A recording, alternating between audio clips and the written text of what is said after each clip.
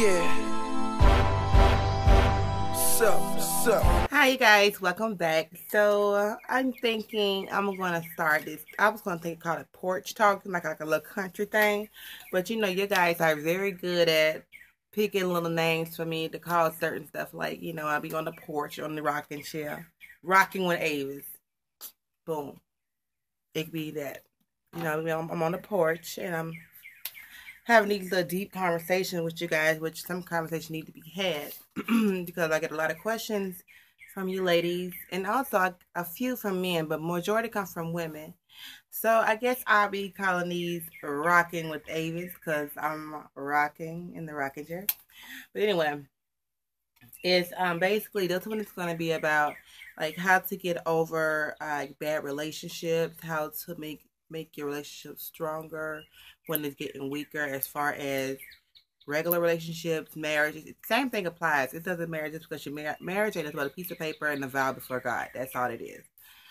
So before I start, I gotta drink some water because my mouth is already getting dry.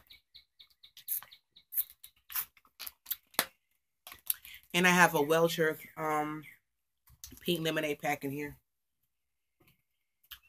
So so anyway, yeah, people always ask me how do I keep my relationship the way it is with Rome, my husband. But you guys need to know our background story. We've been together since we were 15 and 16 years old. I cannot say that we all have all great years, no problems, no trouble, no nothing. We have had some of everything come our way, even infidelity on my part. I heard something. Anyway, I have cheated on him in the past, emotionally and physically, sexually. And he has not sexually, but definitely emotionally. I feel like emotionally is worse than sexually. You can have sex with anybody, but when someone gets your heart, I feel like though that's the worst thing ever. But it's all about communicating. For one, communicating, and you have to know if you really still want to be with that person or not. No one else can tell you that. You can ask advice all day, but I cannot tell you to leave your husband or your wife. I'm not going to tell you to do this and do that. All the thing I can tell you is what I did and steps you can use to make it better for you and your partner. And you definitely have to have an open mind. Because some people feel like cheating is the worst thing possible. There's a whole lot more things out there worse than cheating. So I feel like if a person cheated, yeah, I mean, we are human. We know it was wrong. If you feel as though that you can like forgive and move on and leave that in the past without breaking it up, because I hate a person that always have to throw stuff in your face after you did something. Say for instance, you did something for somebody, and then like it's supposed to be at the kindness of your heart. But then again, when you get mad with them, oh, that's why I did this for you. That's why I did that for you. Or, oh, you didn't say that when you did this to me, cheated on me, or whatever the case that may be. That's not gonna work. Because if that's the case, there's no trust. There's no trust. You're supposed to be forgive and forget. Of course, you're never gonna forget, but you have to put it in the back of your mind and leave it there. Don't ever say it again. Even if it comes to your mind, don't say it.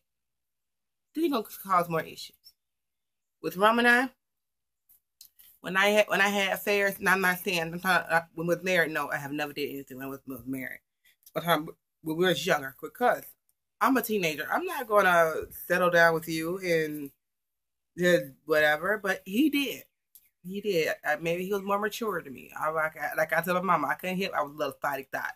It's just who I was. But I have changed, and my husband has helped me change throughout these years. We've been together almost 17 years. Almost. In August. And I can't mention not one time when we get into an argument or whatever the case. I mean, even if like I tell you guys, he not allowed to talk to females on the phone, period. And even when we get into an argument about that, not now, I'm talking about in the past, way in the past now. Not once did he bring up in my face that, oh, how I slept around with such and such, or when I was creeping with old boy, whatever, and dropping him off to work and then go chill out with another guy and do this and this and this. Not once did he ever did that. Not once that I can remember. Now, if I start throwing up stuff, then maybe he'll be like, oh, now you want to go there? Okay, well, let's go there. Now, something like that, then yeah. But I have to throw the first punch. And when you have an argument, there's nothing wrong with arguing. That's my thing. There's nothing wrong with arguing. It's about, if you argue, at least make a point. Bring your point across. You know, tell them how you feel. You know what I mean? Without hitting below the belt.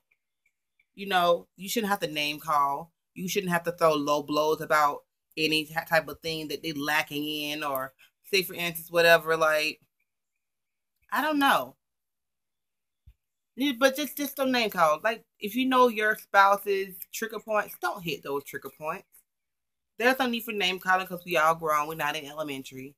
And as a matter of fact, I can speak for myself because I still do this at times. I have to catch myself because I have zero patience, tolerance, zero fucks about anything when I get mad. Everything goes out the window when I'm angry. But I have learned to tone down some.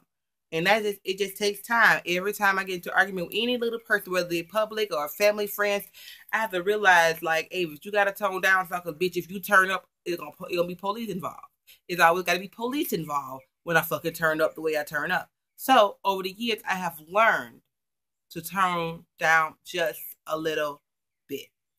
You know, I try not to get my anger to that point that I'm just ready to, like, I don't give a fuck what I do to you, how I hurt you, I don't care. I'm not that person anymore. She in there. Don't get me wrong, she in there. But I try not to go there. Because for one, that's somebody you love. You value, you respect. You know, and you don't want to hurt them. Whether they're your spouse or your family, you don't want to hurt them.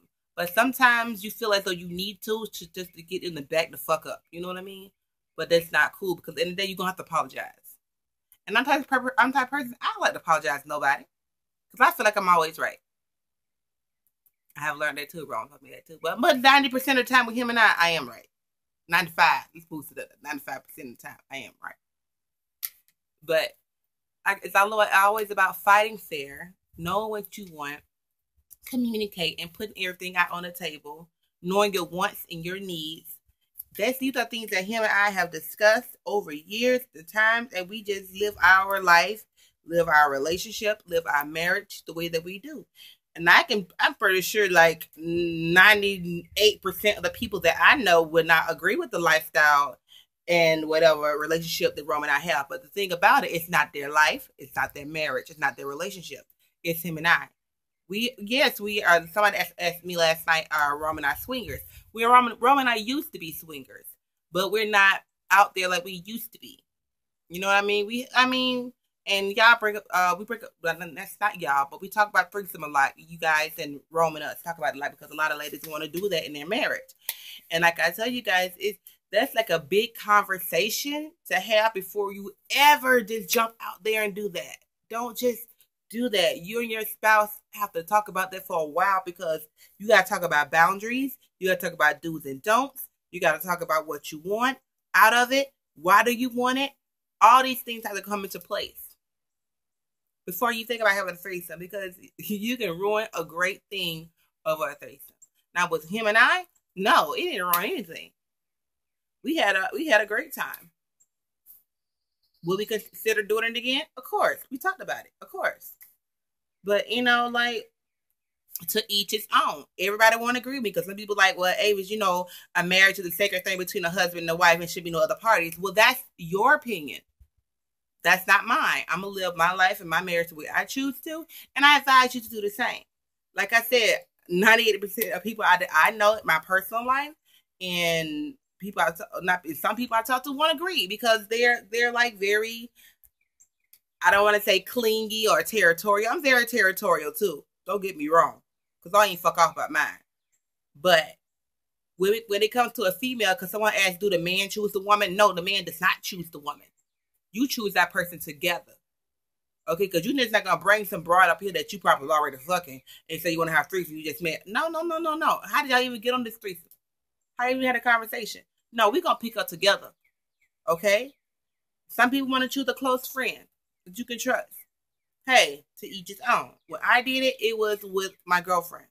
Okay, at that time, this was years ago. She was my girlfriend at the time, and she was staying at our house. And then whatever I mentioned to both, and they was down. Hey, boom, bada boom, never got brought up again between the three, the me, him, and her. Now him and I have talked about it, but between her and I, we never talked about it, and no one. It just never. It's just if you have a certain friend that you can like do stuff with, and you can never hear about it again. Boom, that's great. I had a friend guy who I fooled around with, and we never talked about it again. And we still like we like the bestest friends. We talk about everything in the world, but that subject that we fooled around never comes up. So if you have a friend like that, then that's a great option. But you have to be careful who you invite in your bedroom in your life. And also in you, because you got bad spirits out there. You don't want everybody up into your space like that. You just don't. So anyway, I'm going to cut this short because my time is running out. I want to keep this video to 15 seconds. If you want me to continue this conversation, be sure to comment in the comment section. If you want to continue me doing these Rockin' with Avis videos, let me know. I will continue to do them at least 2 to 3 times a week. Okay? Because I ain't got nothing but time in my hands. All right? So I love you guys. Be sure to comment on everything I said, your thoughts, your opinions, and I'm out. I love you, ladies and gentlemen. I'll see you next time. Rockin' with Avis.